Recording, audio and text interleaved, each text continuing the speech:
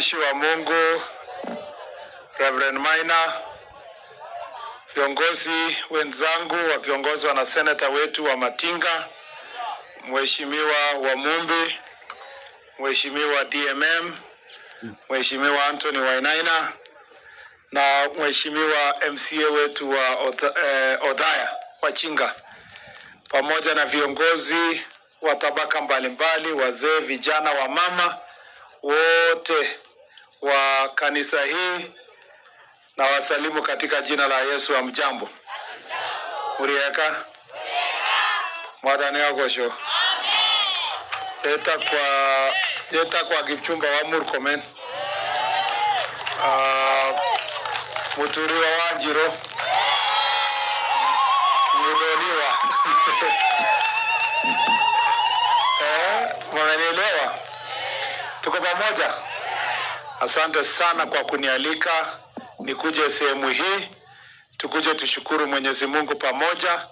Nataka nishukuru sana Mheshimiwa Senator ambaye alinikuja kunikaribisha hapa na aliweka bidii sana, akaniambia kwamba ni wakati wangu sasa kurudi. Nimekaa sana bila kuleta kitu, na mimi ni mdhoniwa, na kwa sababu nimekaa sana nikuje nilete kwa hapa kwa hii kanisa yake. Unajua yeye ananichokoza kila wakati, na unajua kwa udhoni lazima tu uende, na ukifika maneno yako ikuwe ni machache, na ikiwa ni machache maneno yako zaidi ikuwe ni pesa mfukoni. So nashukuru sana Senator. Mnajua tulichaguliwa na yeye pamoja, tulikuwa Senate kwa mwezi moja hivi na yeye kabla rais hajanipatia kazi ya waziri. Pia nashukuru Mheshimiwa Eric Wamumbi kwa sababu ya ile kazi anafanyia watu wa hapa Madhira. Mulipata kiongozi shupavu, na sio mtu ati anatafuta network yake kutoka mashinani mpaka juu iko direct. Sio lazima apitie mtu ndiye afike serikali. Na mimi nashukuru yeye kwa sababu ya ile kazi anafanyia watu wa Madhira, na anafanya pia kama kiongozi wa Kenya katika bunge la taifa la Kenya. Kwa ile miaka kidogo amefanya kazi hapa, mimi nataka niseme ya kwamba yeye pia amekuwa ni kiongozi wa kutegemewa na ametia bidii katika maendeleo ya mambo ya sehemu hii. Nashukuru sana viongozi wote wa bunge wa sehemu hii, nikiwaona wote wanatembea pamoja, Mheshimiwa DMM, Mheshimiwa Wainaina, wakitembea pamoja kufanya kazi. Inamaanisha kwamba wao wanatia bidii wakijua ya kwamba kazi ni ya kumfanyia mwananchi, sio kufanya siasa tu ya bure. Mheshimiwa Reverend Maina, nimeshukuru sana kwa ile ujumbe umehubiri. Mimi Kimani sio Maina, Samuel Kimani. Nataka niseme nimeshukuru sana kwa ile mahubiri umehubiri. Mimi nimejengeka kiroho, imekuwa ni injili ya ukweli. Unajua Reverend, shida yenye tuko nayo kwa makanisa mengine ni kwamba mapasta wengine wanasahau sisi pia ni washiriki, na tukikuja tunataka kuhubiriwa. Sasa kuna wengine wanafika kanisa wakiona mtu ya serikali yako hapo, ama alikuwa na quarrel yake na serikali, ama alikuwa rafiki yake wa opposition ama nini, na ameona mtu ya serikali yako hapo, anaanza tena matusi. Anasema nyinyi ni bure, hamjafanya hii. Anasahau nimekuja hapa kutafuta ufalme wa Mungu kwanza. Sasa badala ya kunihubiria, ajui shida yenye nimepitia wiki mzima. Anafika mazishi ama anafika kwa service, anabadilisha, anatuzi, anachukua a small group of the group, anawatuzi hawa, alafu sasa unashindwa huyu pastor ni wa siasa ama ni wa Mungu. Lakini huyu Reverend Maina, mimi naona huyu hapo na network pia mzuri ya kwenda huko juu. Na sio ati ninasema ati ni guesswork. So mnajua wengine wengi wenu hamjui, baba yangu ni reverend ya kanisa ya AIC. Na mimi nimekuwa kutoka Sunday school Nimetoka hiyo system yote, kiongozi wa vijana. Nilipoona kwaya inaimba hapa na wale vijana wadogo, nilifurahi sana, kwa sababu ukiona watoto wadogo wakiwa hapa unajua ya kwamba kuna future kwa kanisa hiyo, lakini kuna future pia katika taifa. Mimi training yangu ya uongozi ilikuwa Sunday school. Bila kanisa singekuwa penye mimi niko saa hizi. Ndio ukiona nikiitwa kuja kufanya kazi ya Bwana hivi, ninajua foundation yenye nilipitia Sunday school, nikakuja kuwa kiongozi wa kanisa. Wakati nilikuwa campus, kama vile my friend alisema hapa, huyu treasurer wenu, is it treasurer? Finance guy. Vile alisema, nikiwa campus nilikuwa chairman ya CU yote kwa Kenya yote mzima. Na siku hiyo nilikuwa naona kabisa kwa roho yangu nikimaliza shule nitakuwa pastor. Lakini Mungu akaniita nikuwe pastor ya mambo ya siasa na uongozi. Na kwa hivyo nimefurahi sana kuja hapa. Kwa kanisa ni kitu ya maana. Na pia msijisikie kwamba mmesumbua. Nikikuja hapa nilikuja nijenge kanisa, sijajengea reverend na sijajengea nyinyi. Si Biblia inasema kwamba wekeni ghala yenu kwa mbinguni, si ndio? Ile mazuri tunafanya hapa tunaweka kwa store ya Mungu, ambayo hapo sasa yote inatoka. Na tena hakuna kutu huko, na hakuna weevils huko, hakuna hii mambo yote. Ile unaweka huko ni sawa, ni safi, na Mungu analeta kama baraka kwako na familia yako na katika taifa letu. So niko na furaha sana nimepata nafasi ya kuja hapa kukuja mahubiri kama haya. Pia nataka niwashukuru kwa ile maongezi mmesema kwa hapa. Mimi nataendelea kushukuru watu wa Nyeri. Mimi nilikuwa mmoja ya wale nilisunguka hata mpaka huku wakati tuliomba kura. Na nilisikia vizuri sana mambo ambayo tuliuza sera katika sehemu hii. Na sera yenye rais aliuza, nilisikia sana mambo ya bottom up. Nilisikia rais akisema tutaunda serikali na mama mboga na watu wa bodaboda. Nilisikia rais akisema wazi ya kwamba serikali ikikuja itakuwa ni ya kusema kazi ni kazi, lakini pesa mfukoni. Hiyo naamini ilikuwa ni ile inaitwa manifesto ya serikali ya rais wakati alikuwa anaomba kura. Ile mimi naamini sana, kwanza kwa sehemu kama Nyeri kama hapa. Ninaamini ya kwamba wananchi tunapoenda katika uchaguzi ujao, ama hata tukiwa katika uongozi ya serikali saizi, wananchi watachukua ile marking scheme ya ile wakati tulikuja kuomba kura, alafu wanasaisha kuuliza, tulisema tutasaidia mama mboga asiendelee kuuza bidhaa kwa barabara. Ni nini rais alifanya kuhakikisha kwamba mama mboga ako na soko nzuri? Soko mnajua tunajengwa katika hapa Nyeri ni karibu soko 6-7 ya mabilioni ya pesa, kwa sababu tulipromise kwamba tutajenga soko. Mnajua kwamba rais alisema we will ensure there is dignity kwa Kenya, kwa kuhakikisha kwamba wale watu ambao wanaishi kwa slums, wenye hawana manyumba, lazima tujenge affordable housing. Mnajua ya kwamba tulisema tutahakikisha mambo ya health, na rais akasema ya kwamba tutabadilisha ndio social health ikuwe better, itusaidie better. Siku hizi hatuitwi Harambee kama vile tulikuwa naitwa 3 years ago, kwa sababu we have moved a step higher na mambo ya social health. Tulikuja tukasema ya kwamba rais akasema kwamba atasaidia kutoa wale walikuwa CRB na wahakikisha kwamba anawasupport, na mnajua kwamba akalete ile mswada ya kutoa hiyo katika sehemu hizo zote. Hizi programs zote ilikuwa kwa sababu lazima tuboreshe maisha ya wananchi. Nikiwa waziri wa barabara wakati huo, tulikuwa na barabara nyingi ilikuwa imekwama since 2016-2017.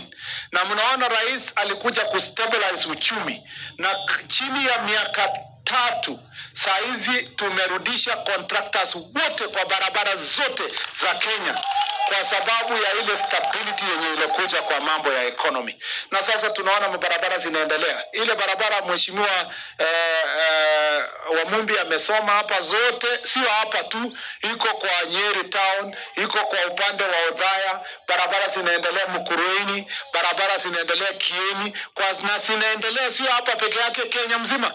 kila mahali, all the contractors have come back.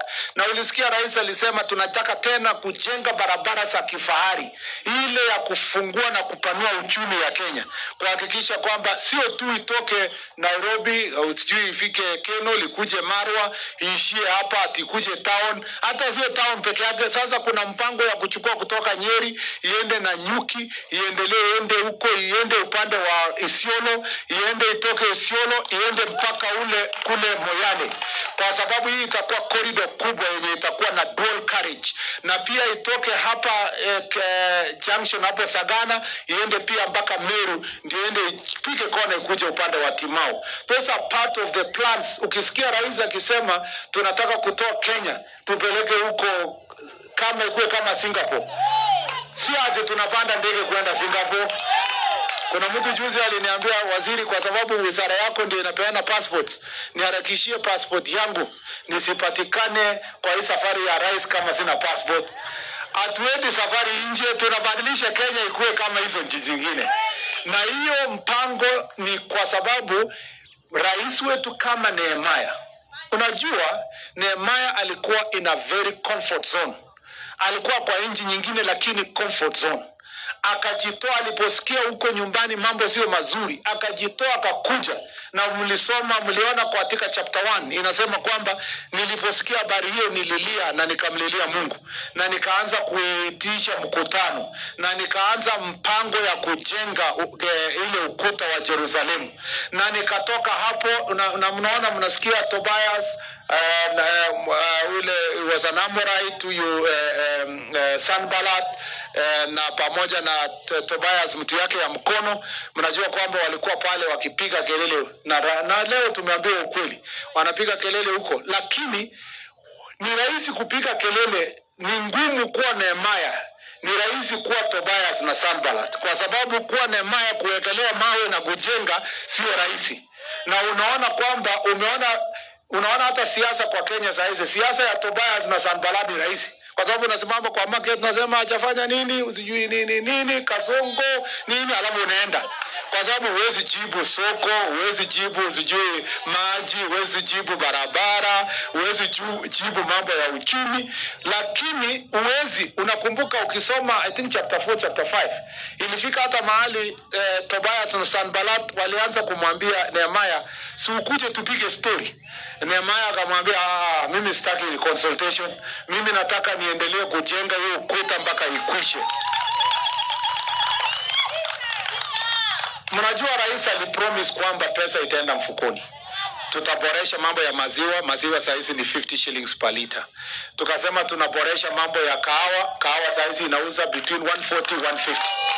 In fact, ile shida tuko nayo siku hizi na security team, wananiambia tuko na shida ya kuiba kahawa na kuiba macadamia. Unafikiria mwizi anaoiba kitu yenye haina maana? Suizi hii yenye inakuja zaidi kwa sababu wanaona hii ni gold. Sasa imetuletea shida kwa upande ya security. Lakini lazima tukubaliane upande ule ya kwanza kwamba sasa kahawa imerudi kuwa bora katika Kenya, ikiwa pamoja na hapa Nyeri, kwa sababu ya bidii ya uchumi ya hapa. Lakini ukimwambia Tobias na Sanballat wanakuambia hapana, hata hiyo kahawa haitakaa sana, hata hiyo bei itapotea hivi karibuni, hata Iran imepigana sijui na wapi mtaanguka. Na ilikuwa hivyo kwa Biblia. Sanballat na huyo Tobias wakati huyu alipokuwa anajenga ukuta, walikuwa nakaa mahali wanasema hiyo ni ukuta gani sasa, hata mbweha ikipanda itaanguka. Kwa sababu Tobias na Sanballat wako na time ya umbweha na mambo ya maneno ya fitina, hawana time ya kujenga. Mimi nataka niwaambie watu wa Nyeri, Rais William Ruto hajatoka mahali aliwaambia tutasafiri pamoja. Rais William Ruto hakuna siku amesimama kwa serikali yake akatoa mtu yoyote kwa serikali yake kusema huyu aondoke kwa sababu anatoka Nyeri ama anatoka sehemu fulani. Ile kiasi ya wale ambao waliwaappoint kwa serikali bado wako serikali, ijapokuwa wale walijiondoa wenyewe. ama mtu mwenye alijitafutia shida zake mwenyewe. Wale ambao saa hizi serikali, wakati rais anaunda serikali, anaunda ikiwa pamoja na Nyeri wako ndani, na wale ambao wanafanya rais kama kina Wamumbi, kama Wamatinga, na hawa wote wako na equal access ya kukaa na rais kuambiana shida ya watu wa hapa Nyeri na watu wa Mount Kenya. Hakuna, and I want to say this, nikiongea kama mudhoni wa wenu, unajua mlinipatia bibi, hakuna kitu inashinda bibi. Mimi niko sasa na wajomba wenu, na mimi nataka niseme, ni watoto wangu wanaita nyinyi wajomba, si namna hiyo, na ni lazima tuambiane ukweli. Rais William Ruto amesawasisha Kenya mzima. Wale wana zero evidence against him, because they know that if we were to go for facts blow by blow, there is no place that president be accused that he has left the people of Mount Kenya. He has been very faithful kwa ile kazi. Ile tu yenye alikosana na watu kidogo ni wale walikuwa wanamwambia, kabla hujajenga barabara unipatie kitu yangu kidogo, kabla hujafanya hii nifanyie hii. Hiyo ni personal issues. Lakini in terms of developing our country, the people of Mount Kenya, the people of Nyeri County have been integral part of the president's agenda. Na hiyo ndio kitu ningependa kuwaambia hapa, kama vile nyinyi mnajua. Pia ninataka nishukuru kwamba sasa hapa nyinyi mnapigana. Furahi sana. Rais alisema mwaka huu itakuwa ni wakati wa kubadilisha mambo ya maisha ya watoto wetu kwa mambo ya pombe.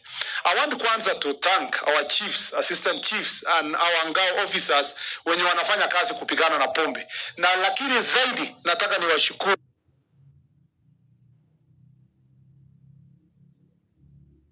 wanataka sehemu zao ikuwe safe. Na hiyo ni kitu yenye nataka niwashukuru sana.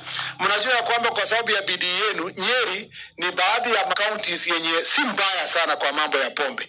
Ndio posa unaona nyinyi wenyewe mna point, mkiona mtu mmoja pale mnasema ni huyu anauza bangi, huyu anauza pombe. And I like this approach kwa sababu Mswahili alisema usipozipa ufa utajenga nini? Ukuta. Hatutaki mambo ya pombe haramu irudi.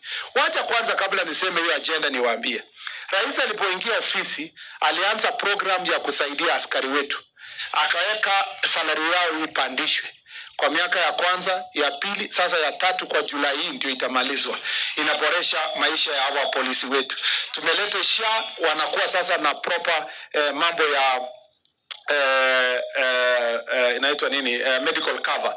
Tumeleta pia kuhakikisha kwamba mambo ya promotion na usawisi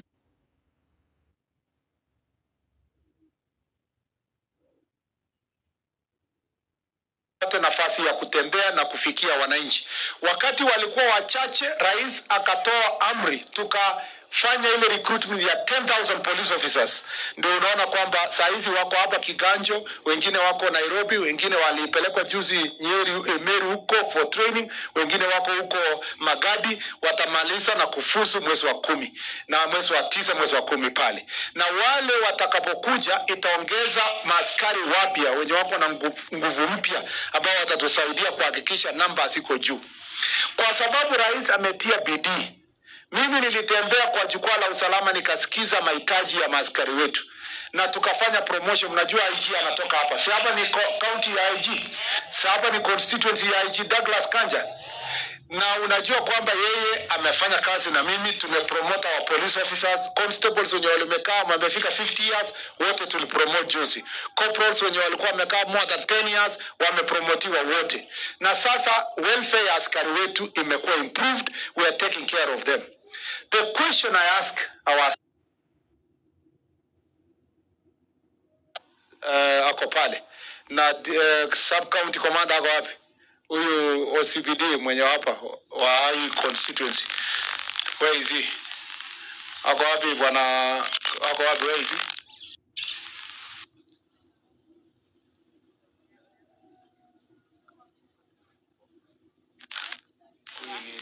Na huyu wa county.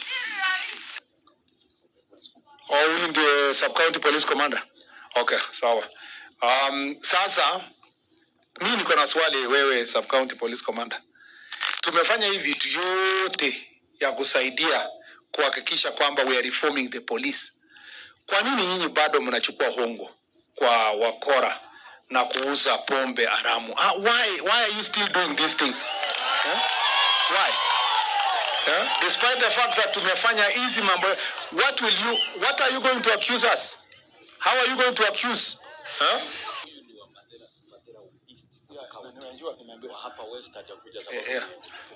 Ni sawa. Mimi najua unatoka Tayata sub county, lakini nataka niulize commander, why are you unable to manage your police officers? Watu wanakwenda barabara pale, unaona kila mtu anaona tu mkichukua kwa kitu kwa barabara mpaka imekuwa karibu normal.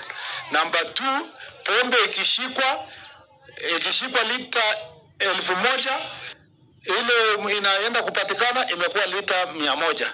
Ile exhibit nyingine imeenda, na unaona watu wamecomplain. Nimeambiwa pia kwamba ati kuna jamaa mwingine hapa ati anaitwa Ndekwa Muthondio. Ni Wanyeri town hapo. Ati kwa nyumba yake anatengeneza pombe haramu na kuuzia watoto wa hapa. Na anaendelea kufanya hivyo na amefanya for 3 years. Asa anasikia amepata pesa ya kutosha. Sasa anataka kusimama sijui MCA ama mbunge. Na ile party leader yake ndio ananipigia kelele kila wakati, akisema watu wamekufa pombe, na yeye ni ile kampeni anazunguka nayo, anatumia pesa ya Muthondio ambayo ni pombe haramu, anatengenezea nyumba yake. Sasa wacha niulize, hiyo is that as difficult because you are acting? I want an answer kwa wiki moja kutoka county police commander na regional police commander, nione ya kwamba in 1 week huyo Muthondio akuwa amefikishwa kotini. All the pombe haramu yenye iko hapa ikuwe imemalizwa. Na nimesikia ati OCBD wa hapa hajakuja hapa. Ati alisikia ninakuja akatoroka. So kama ametoroka aende 1 way. Na aende atafute kazi nyingine. Aende namna hiyo, akienda njia moja. Kwa sababu unaweza keti. Kwa sababu unaona mtu anatoroka, ashaji hukumu tayari, ashajua anauza pombe na Muthondio na wengine. Sasa ashike hiyo safari hiyo 1 way, na hakuna ile ya kusema mtu anakuwa transferred. Aende akifanya disciplinary work akiendanga 1 way. Kuna namna hiyo. Alafu tushaongea na IG atawaletea askari ambao watafanya kazi katika sehemu hii.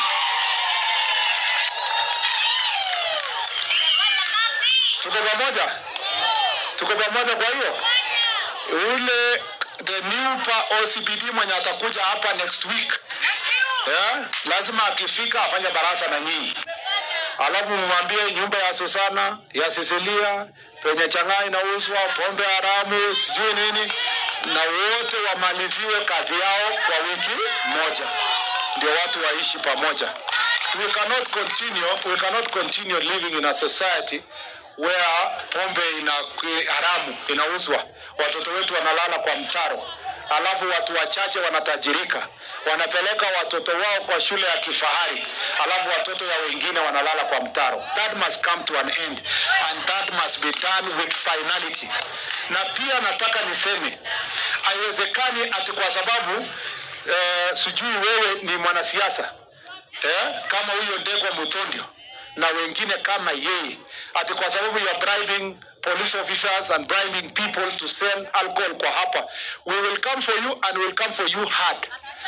And I want to ask the Inspector General of Police, and I have talked to him, he has to send a special security team wakae hapa wiki 2-3 wakisaka hao wakora mpaka hii sehemu ikuwe safi, hii sehemu ya Nyeri. Juzi nilienda Kitale nikapata ukora inaendelea hapo kidogo. IG akatuma special team Kitale. Saa hizi wamama wanatembea usiku wakienda kusoko bila wasiwasi. And that is the thing we must do in every part of Kenya. Hii pombe haramu na bangi lazima tumalize. Si namna hiyo? Lakini pia nataka niseme hivi. Shida nyingine ambayo tuko nayo ni kwamba saa zingine wakishikwa hawa watu wapelekwe kotini, kuna pia magistrate huko ashalipwa. Sasa anapewa bail terms ile cheap, ile pombe inarudishwa kwa soko, yeye anaenda anafainiwa 100,000 na ni mtu ametengeneza 2 million, 3 million, 4 million.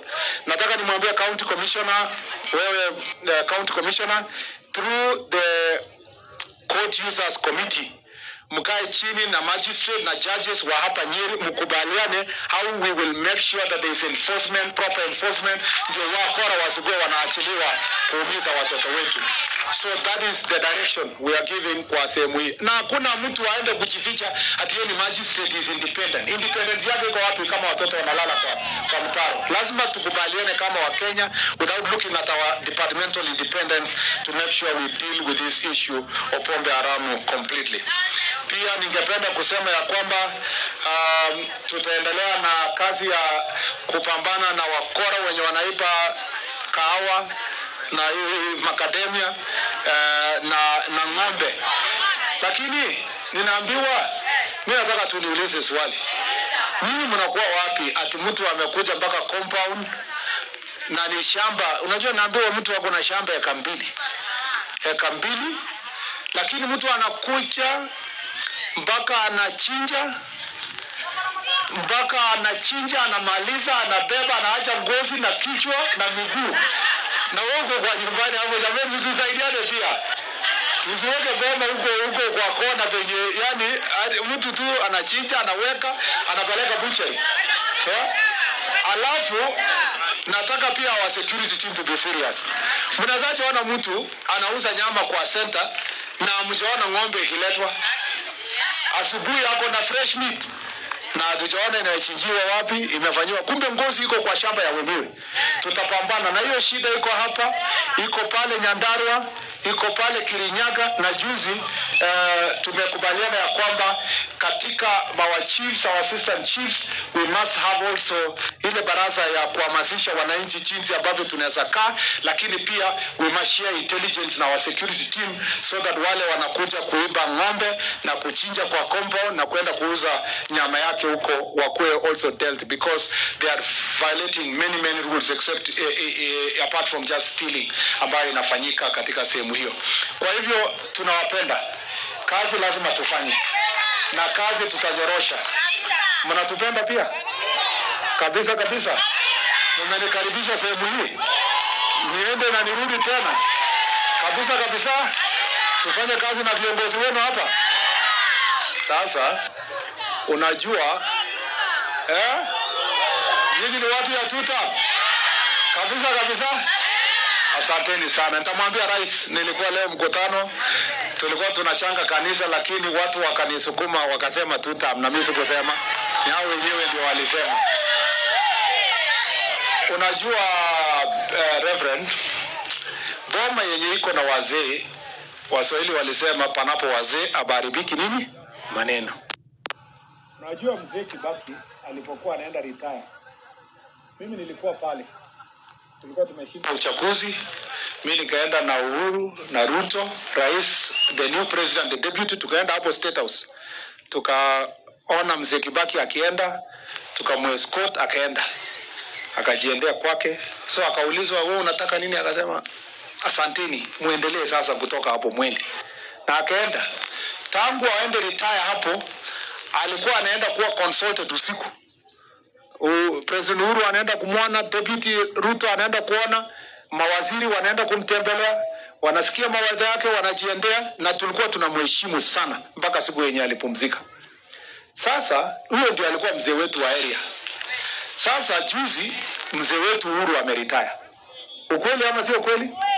Sasa yeye badala ya kuchukua ile ushukani ya mzee ya boma, ndio shida ikikuwa katika nchi, yeye ndio angeita sisi, sema waziri Murkomen, kuna kitu kona pale, unajua nimewahi kuwa rais, kuna maneno iko kona hapo, kaa namna hii. Rais Ruto, unajua wewe ulikuwa deputy yangu, lakini sasa umekuwa rais, rekebisha pale na pale. Anaita watu wa opposition, anawaambia twendeni polepole, nchi ni ya maana zaidi, msitumie matusi sana, msifanye kupiganisha nchi. Hiyo Uhuru angefaa kuwa mzee wetu wa kijiji inaitwa Kenya. mwenye tuna consult, tunaongea na yeye. Sijui sasa tutatuma nani, kwa sababu yeye ndio tungemtuma, yeye ndio mzee tungemtuma kwamba ongelesha watu wa fulani, watu fulani. Mimi naomba Mheshimiwa Uhuru Kenyatta ambaye nilimfanyia kazi nikiwa majority leader wake, akuwe mzee wa kutegemewa kwa jamii na kwa taifa, kwa sisi wote kama mzee wetu ambao anakuwa consultant.